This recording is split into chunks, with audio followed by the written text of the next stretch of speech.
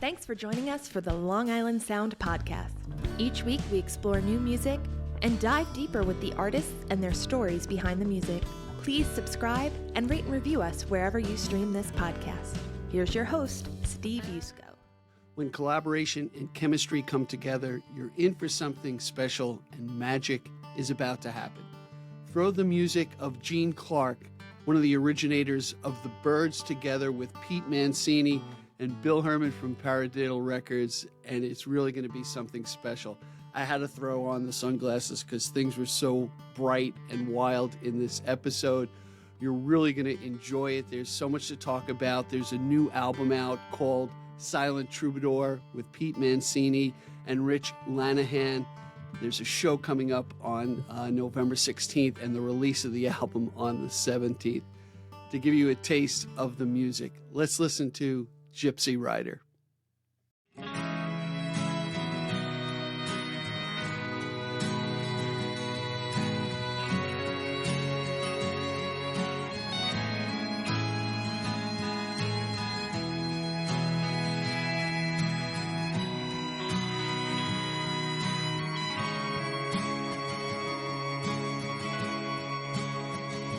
Crank her over once again. Put your face into the wind.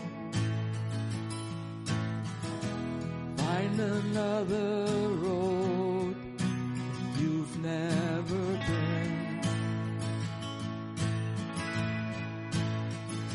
Sing that two-wheel melody, highway symphony. You know she'll never understand.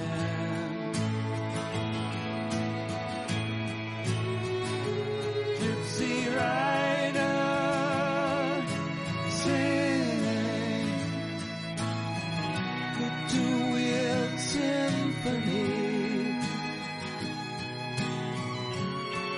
You know there's nothing to explain. She should have known by now. You're just a vagabond. You may never pass this way again.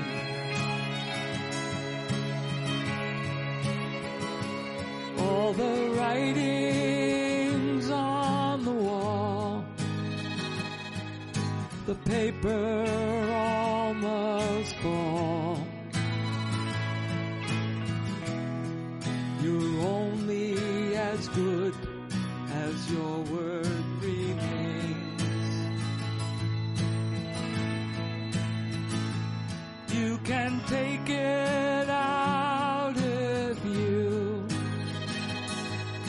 decide to follow through. Just take what you've earned, leave what remains. Gypsy Rider, sing the two-wheel symphony. You know there's nothing to explain. She should have known by now. You're just a vagabond. You may never pass this way again.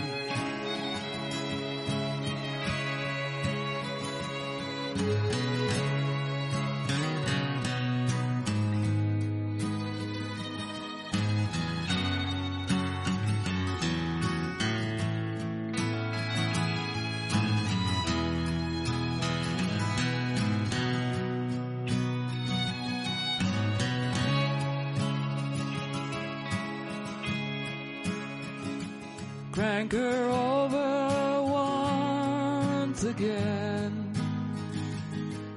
Put your face into the wind. Find another road you've never been.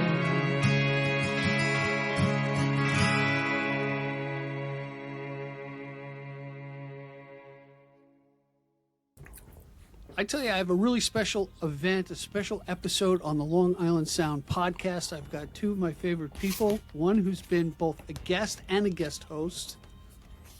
No, both have been guest hosts. Holy crap, this is like the stars are aligning. I have Bill Herman from Paradiddle Records and Pete Mancini. And Pete, I see Pete popping up everywhere. I'm getting the tingles here. Like I'm going to say, when I'm 80, I knew him when he was, just Pete, not, Pete in the Golden Palace with, well, Grammys and stuff. Hopefully before I didn't then. introduce you. You're not supposed to be talking. Like, I hope we don't have to wait that long for you to say it. So, welcome to the Long Island Sound podcast, Bill Herman and Pete Mancini. Good to see you guys. good to be back, man. Good to see you. Yeah. So today's episode is a special episode because in my shiny little hands right here, we have a new album that is coming out on November 17th, if I'm right. Correct. That's right. Right. Called Silent Troubadour. And it's kind of in the genre of what Bill Herman does in Paradiddle Records, where they take an artist and they usually have other people cover their songs and interpret them in their way. And we're really blessed to have Pete Mancini and another guy who's not here, Rich Lanahan, who joined together on this CD to cover Gene Clark, who is the original maker or guy who started the Byrds, right? One of them. One of the founding members and the principal songwriter when they first started out. Yeah, for Right. the first two records. All right, so bring me into the inner sanctum of Paradiddle Records between Bill Herman, Rich, and Pete. And how do you guys come up with these ideas, and how did you settle on Gene Clark? Bill, you want to start? Sure. I was out, I think I went out one night to see these guys play, and they did a couple Byrds songs, and I always had in the back of my mind that it would be a great band to cover. And I said, why don't you guys come over? We'll record some Byrds songs, because these guys singing together, the harmonies, I mean, it's just phenomenal. So they really knock it out of the park with that. So they came over one night and we rolled tape and we started recording some songs, and then it kind of evolved. I don't know, Pete, you want to take the story from there? Yeah, sure. It was pretty cool because Bill reminded me that the first session for this album was in 2017. So Wow. So Bill asked us to come over and record some Byrds tunes in 2017. I think we did 3 or 4 tracks, and they just sat, and we didn't really know what to do with them. And, life gets in the way. Pandemic gets in the way. Things happened, and, we don't really have to go into that here, but, eventually I started reading this book, Mr. Tambourine Man by John Anderson, and it was just the definitive text on Gene Clark, and it was just a heartbreaking but also inspiring read. I said to Bill and Rich, I'm like, why don't we focus on Gene? We already had 2 of his songs. We had Feel a Whole Lot Better and Full Circle. Were in that first batch of tunes we recorded. So we ended up, trying to get back to the studio and finish this album. And what we ended up doing was we did 7 more Gene Clark tunes, and then I ended up writing the title track, which kind of tied the whole thing together. And that's how we got Silent Troubadour. Yeah, you know what? I looked. I didn't know Gene Clark. I knew the name from the Byrds, but just barely. And I read his story on Wikipedia, and man, what a roller coaster ride of a life. Mm-hmm. A life cut too short. I think he passed away from a few demons at the age of 46. Yep. But he also, they said basically he had such a unique way of singing and emoting in his music. back with the Byrds and with the other groups that he was with. So it was really interesting. Yeah. Go ahead, Pete. I saw you motioning, Bill.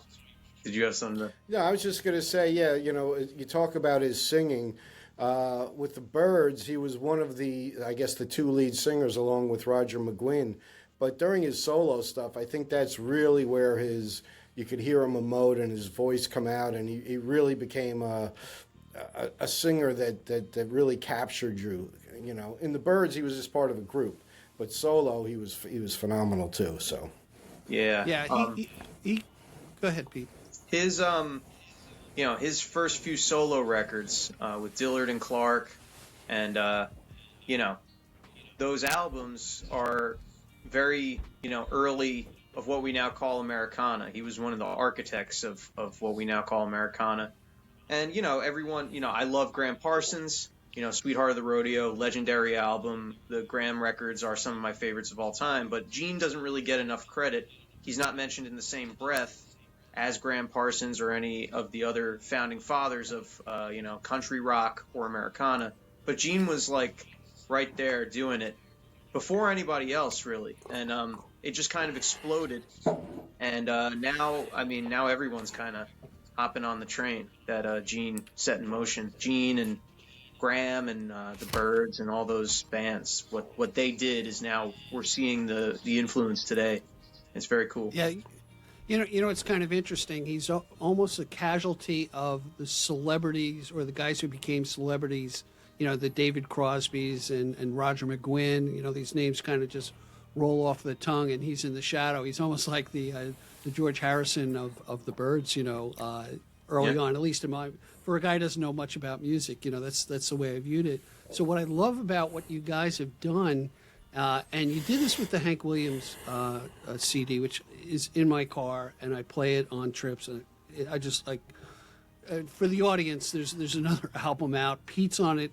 Pete's on the opening track called Hank Williams Uncovered. I love that, and that really just got me enamored with Paradiddle Records and what you guys do and how you reimagine through your voice and your art great music. And it's a real treat. But what it really does for me, it helps me discover the art and the genius of the songwriter, like Gene Clark, and that's what I love about what you guys do. But I got to ask you this, Pete. Sure. How did you connect with Rich Lanahan and started doing some of the Byrds stuff? Because you're a hard guy to follow as far as projects. You're with the Hillsman, you're here, you're there. So just give me a little synopsis of how that came together. Yeah, sure. I met Rich through NERMA, which is New York Roots Music Association, and my buddy Russ Seeger, he introduced me to Rich, and he's like, this is a guy that you need to know. And then he walked away, and that's when I met Rich. And I was like, look at this. That's how Russ rolls. Yeah, that's Russ. Rich has this mustache, and he's got the jean jacket, and it was like, he's a great telly player. And I quickly learned that we liked all the same records. I mean, we're talking the alt country movement, anything vaguely Americana. Rich is into it, and our record collections basically mirror each other's. We liked all the same guitar players. We liked all the same songwriters. And we started doing these duo gigs together. And what's really cool about gigging with Rich is we don't have a set list. We don't have rehearsals. We just set up and we just play for 3 hours or whatever the gig is. And it's not even like we exchange words. It's just he starts playing a song. I just start playing along with him and singing with him. And that wow. kind of chemistry, I think it's just because we listen to all the same stuff. And it's a really cool thing. So I'm really, really happy that I got to, that Bill asked me and Rich to come in because we got to document some of that chemistry. And, gigging with Rich, I've learned so much about guitar from Rich because he really is a phenomenal guitar player. And, this was just a really cool project to hunker down on. So I think that chemistry, like you said, we got to document it on this CD, and I think that's one of the reasons the CD is as good as it is, because you guys just really sync up well together. Nice. Yeah. Now talking about that, you've got a show coming up at my father's place, right? That you're going to recreate. I think you're going to do the whole album, right? Yeah, we're very excited. It's the night before the album comes out. It's November 16th, which is a Thursday. And we've put together a band to play the songs. So it's going to be me and Rich, and then we got Bill on drums, and Jerry McKeveny from the famous Dr. Scanlon band is going to be on bass. He's a fellow Byrds fanatic, so he was kind of the natural choice to take the Chris Hillman chair. And we're really excited. We're going to play the album in full, and then we're going to play some Byrds classics to close out the night. So hey, let's do this. This is the promotional side of Steve Yusko. Hey, I'm going to invite everybody who's watching and listening to this. Look down in the description. You're going to find a special link for the show. We're going to run some sort of special just for our listeners of the Long Island Sound podcast. So take a look. Click the link below. I'm going to the show. I don't care what my wife says. I'm going. Because one, I enjoy both you gentlemen. Pete, I got to see you play live. You played in Bayshore with us, and it was just kind of something special. But you know what I'm interested in now is when you tell me that there's chemistry between you and Rich, okay, and it's great that you captured it on, digitally, but that chemistry lives on in a live performance, and that's something to behold. So I'm encouraging everybody who's listening to this, stop, hit pause, go into the description. If you're in a car, pull over first, hit pause, and look in the description, and get your tickets to this, because it's going to be a fun time. And that's which my father's place is. Is this the one in Glen Cove? It's actually back at the Roslyn Hotel. So the location where it was before the pandemic, they're now back. It's called the Roslyn Cellar, and we're just looking forward to playing in that room again because it's a great space for music. So, yeah, right in Nassau County and easily accessible. And anyway, I'm sorry being pitchman here, but pitch away. I'm going to spend the next 25 minutes. Come to the show. But I can testify as a fan of Pete Mancini that you're going to experience something very, very special. And besides the chemistry that I'm looking forward to between you and Rich, Pete, you really have a great chemistry with the audience. You have nice little light banter and conversation. And as I said to you before, it's like you inviting us into your living room, to experience that your art. So thank you for what you do. Yeah, I can guarantee general merriment and excitement beyond your wildest dreams if you come to the show out there in podcast land. So that used to be a promise I made to my wife early on when we got married. But let's not talk about that. We should also mention that Jerry McKeveny is part of Gathering Time. So if you're a fan of that band, which is a terrific band, great band. Come on out because we're going to have those kind of harmonies going on down at my father's place. All right, Bill, I want you to give me, obviously we know who Pete is. Tell me a little bit about Rich, and you play the drums on the album as well. I'm going to show it again. Silent Troubadour, out on November 17th, and November 16th is the special show that we've been talking about. But tell us about who's on this and what they do. All right, well, of course, Pete and Rich, me playing drums kind of just happened. There was a couple tracks I said, these might sound good with some drums and bass.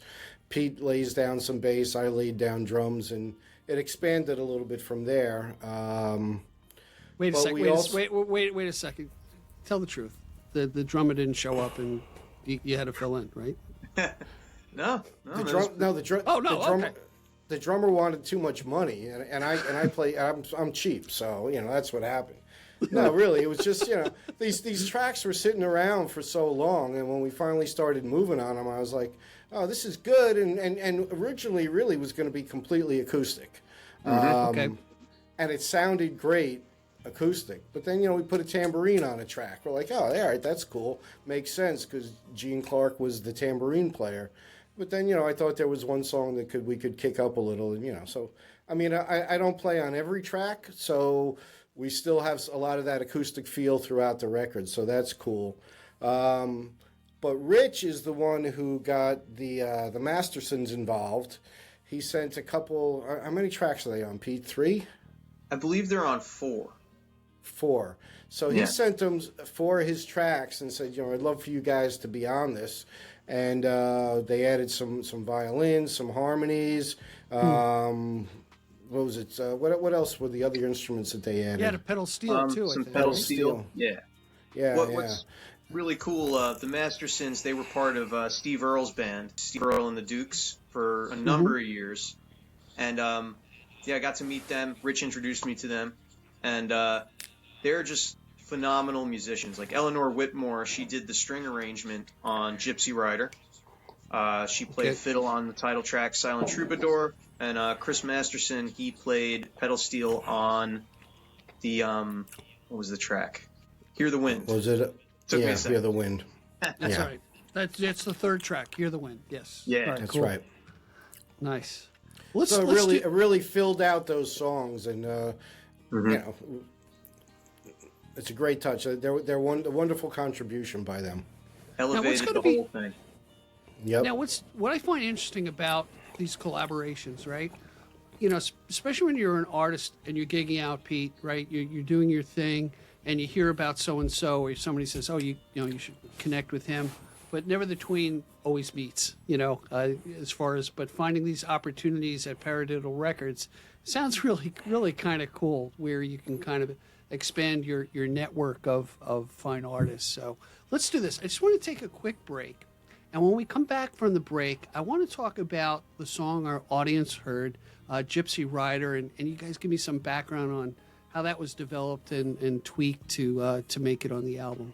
Hey, everybody, stick with us. We're with Pete Mancini and Bill Herman from Paradiddle Records, and we're talking about Silent Troubadour, the songs of Gene Clark with Pete Mancini and Rich. What's Rich? Rich Lanahan. There he is. Anyway, I got it together, really. We'll be right back after the break. Hang with us, everybody. A lot more to come. Are you ready for the ultimate podcasting adventure? The Long Island Sound podcast offers you not one, but 2 ways to engage with our captivating content. Tune in to our audio podcast on your favorite platform and let your imagination paint vivid pictures of Long Island stories. Or if you're craving a visual feast, catch our video podcast on Spotify and on the Long Island Sound YouTube channel. Double the options, double the excitement. Hey everyone, we are back and we are talking about, I feel like I'm on the late night TV, Silent Troubadour, songs of Gene Clark with Pete Mancini and Rich Lanahan, produced also by Bill Herman from Paradiddle Records. Before the break, we talked about the song Gypsy Rider from Gene Clark that our audience heard. So tell me how that came about, and I'm curious, is it just like the way Gene Clark did it, or what's the differences, if any? Well, that was one of the tracks that we cut after we had decided we were going to do a Gene Clark album. So we kind of had this renewed focus, and we came in, and I actually didn't really use Gypsy Rider as a reference. Rich just brought his songs to the table, and I kind of just strummed along and kind of grounded what he was doing.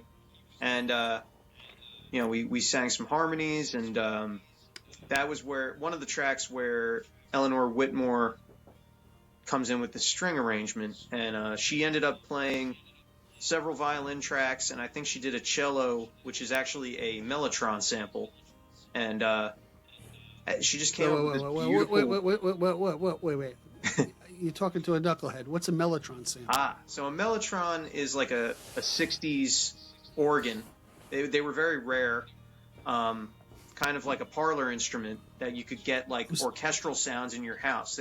So when you would hit a key, a reel of tape would play, and then it would play out. So the best, probably most well-known example of a mellotron is Strawberry Fields Forever. That instrument in the beginning, that's a mellotron, like a classic mellotron sound. Yeah, I saw a video where Paul McCartney is explaining it, where he hits a key and it rewinds the tape and goes. through it. And he goes, yeah, oh, this is still loaded up. Yeah, like it's still loaded up from, the 60s. Sure, Paul. Right. Blow the dust off it. Yeah, that's called the setup. Yeah. Anyway, thank you for educating me. So that was actually a Mellotron sample that for the cello part on that song, which I thought was brilliant. And this arrangement that she came in, we all got chills when we heard the playback. It was just like it was us playing Gypsy Rider, but then when the strings came in, it was this cinematic thing. And Rich's vocals, he has a very unique vocal style. So yeah, he just had this kind of. I feel like you could picture him riding a motorcycle or something.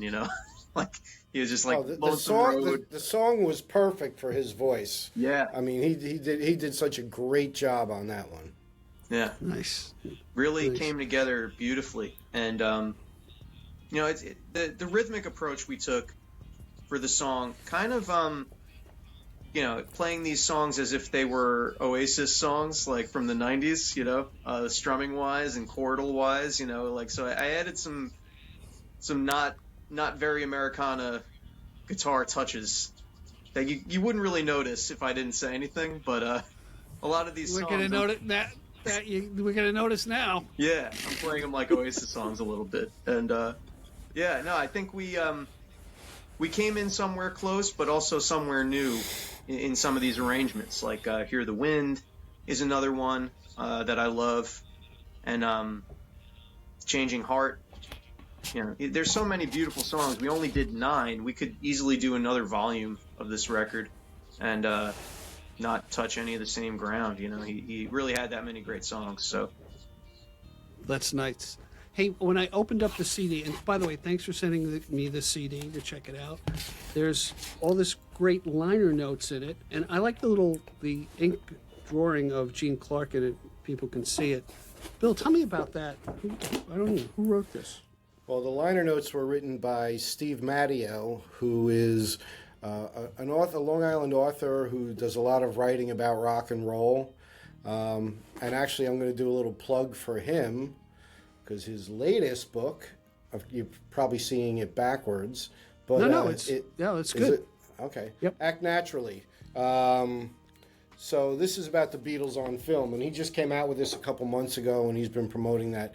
But Steve is written books about the Beatles, about Dylan. He's written for the Times, the Los Angeles Times, Rolling Stone. So he's a really good writer with a great reputation, and he was kind enough to lend us his talents for this particular CD.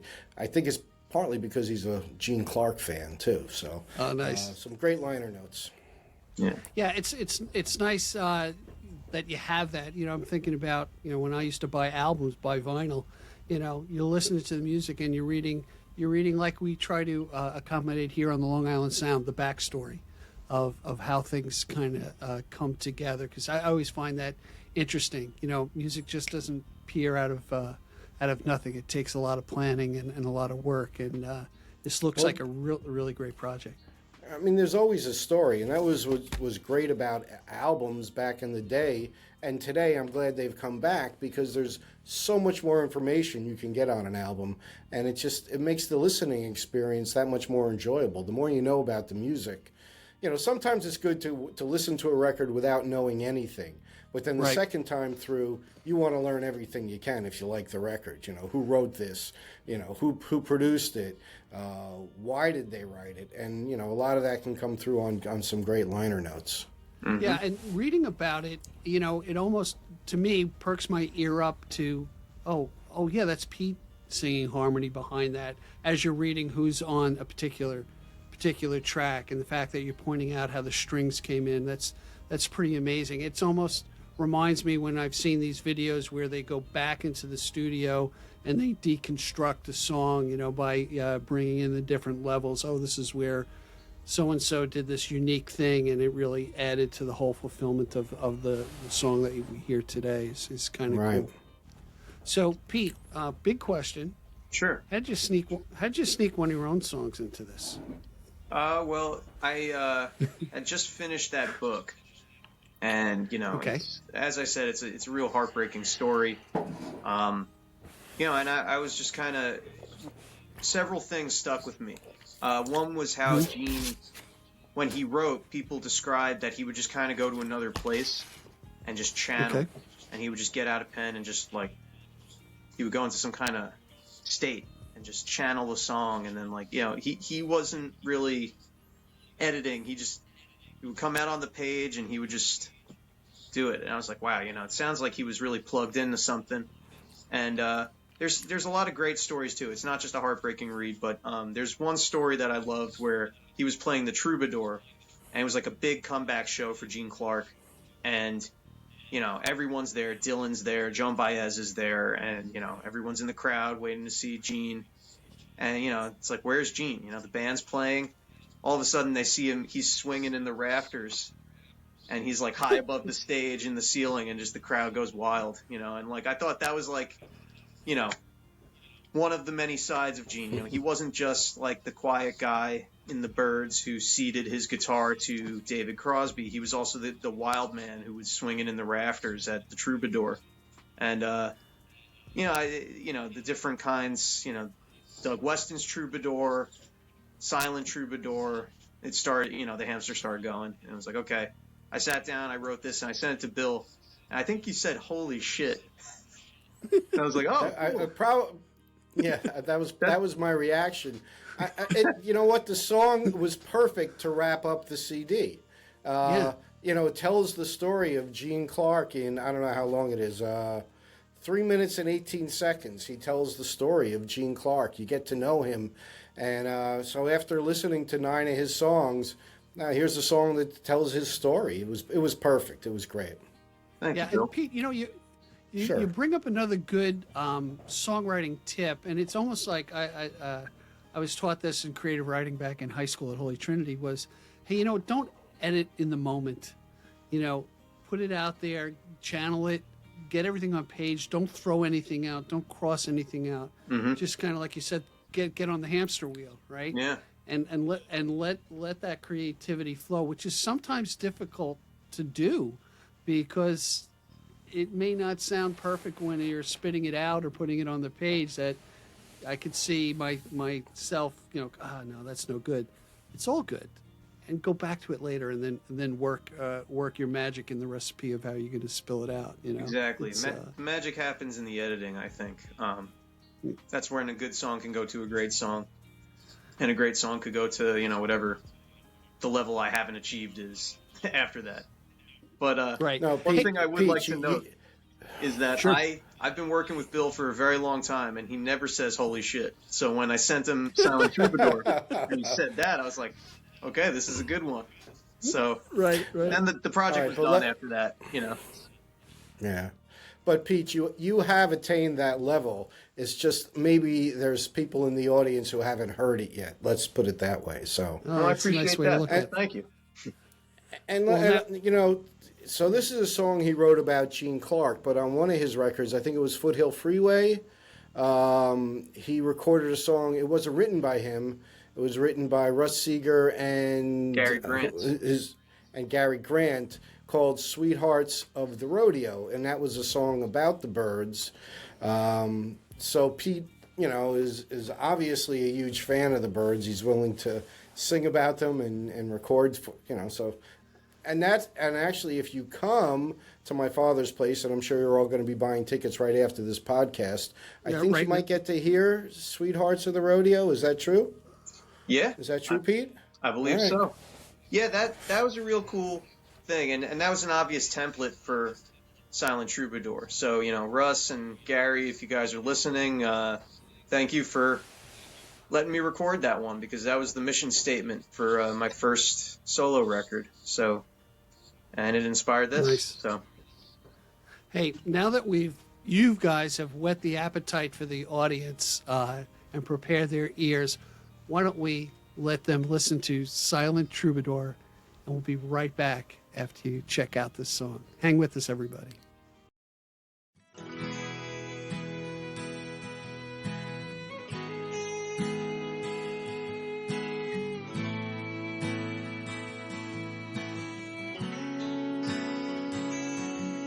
From Tipton to LA, you got caught up in the breeze. found peace in Mendocino amongst the tall trees. Sang songs of life and heartache, left us wanting more. The singer with the tambourine, the silent troubadour.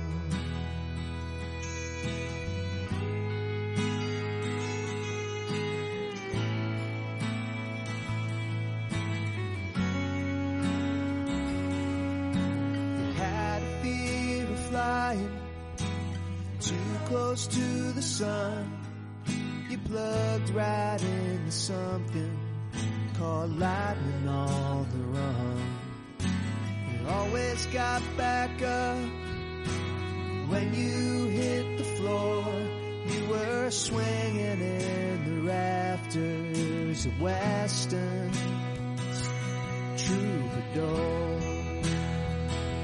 singing I'll feel a whole lot better. I'll feel a whole lot better. Singing I'll feel a whole lot better when you're gone.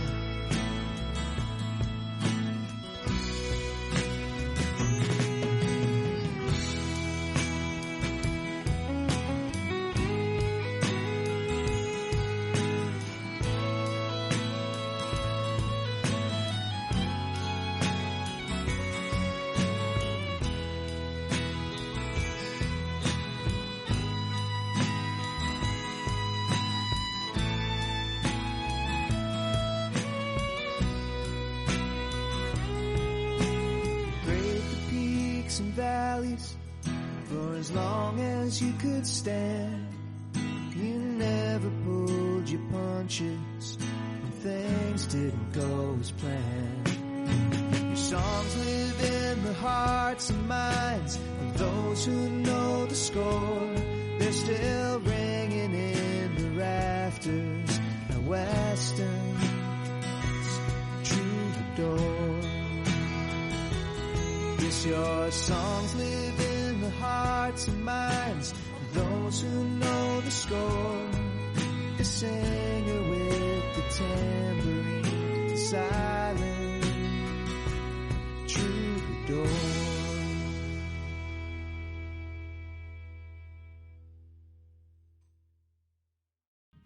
Hell yeah, we're back. We're back with, who the hell is this? Who's on? Oh, I don't know. It's Bill Herman. He's the guy with the glasses, and Pete Mancini. He's the guy with the talent. And we have Rich Lanahan, who's not here, but he's probably listening. Why don't you invite Rich him? is he's actually on his way to the gig. You know, he travels by covered wagon, so. Right. Yeah, Rich is a little old. Rich is old school. He's bedding down the horses right now. Yeah. So Love you, Rich. what we're talking about is Silent Troubadour. There's two important dates for our audience to know about. The release of the album, the CD, is November 17th. You're hearing this probably right before the 17th, and definitely before the 17th, because we want you to come to the show at my father's place. It's called, what's it called now, Pete? It's called My Father's Place at the Roslyn Cellar, which is located at the Roslyn Hotel. Roslyn Cellar at the hotel. And you go to Eppy Presents on the website. Is the right? Isn't that the website, Pete? Eppy Presents. But you can get tickets at PeteMancini.com/shows.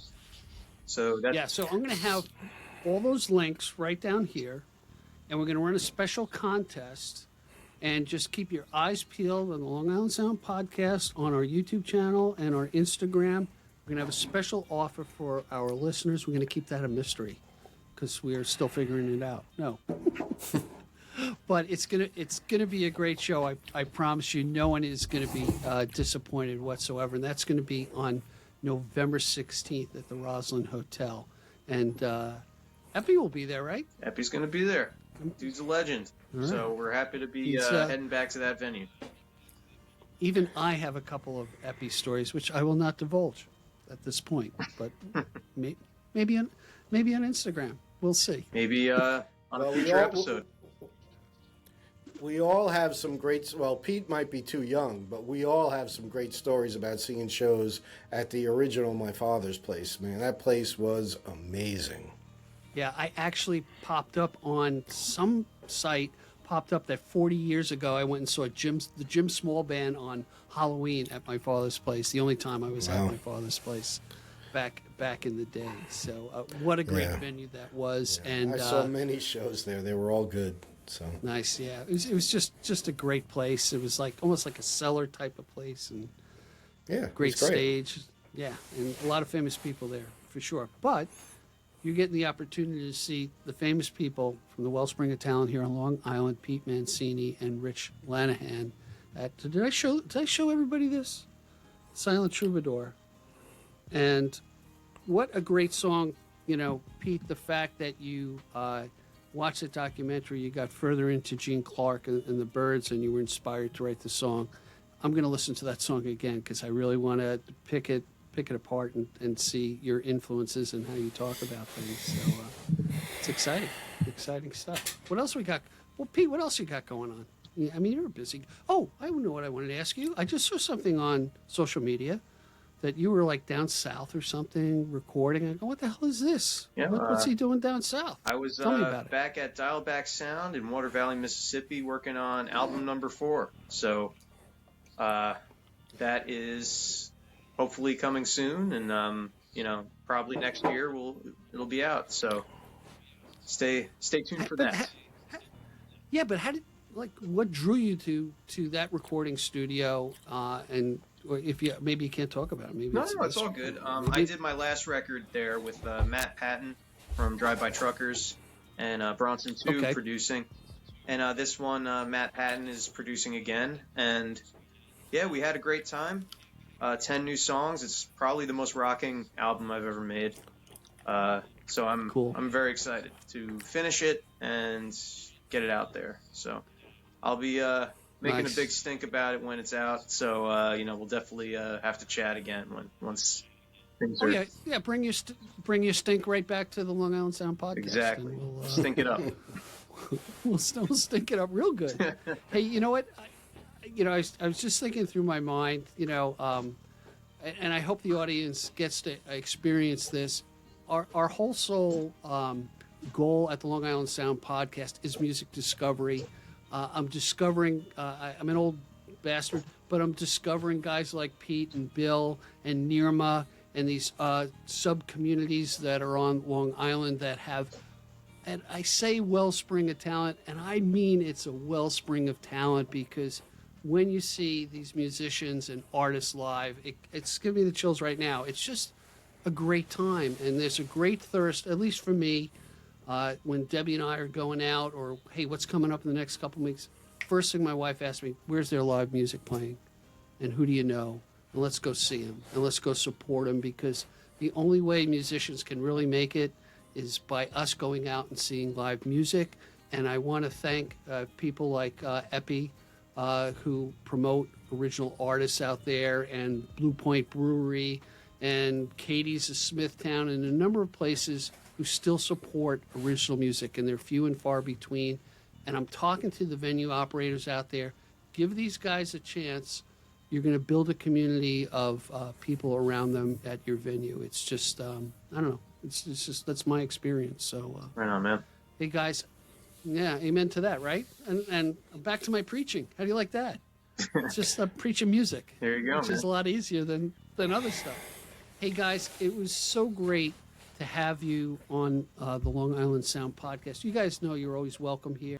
Anyway, so before we wrap up, Silent Troubadour, the songs of Gene Clark with Pete Mancini and Rich Lanahan, Paradiddle Records, November 17th show, November 16th. Get your tickets. Look down below.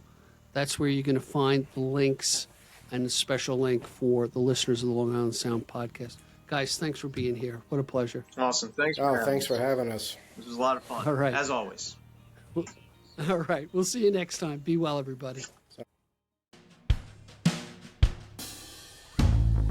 Thank you for joining us today. I appreciate the time you spent with us. Please subscribe and comment, and visit us at gigdestiny.com.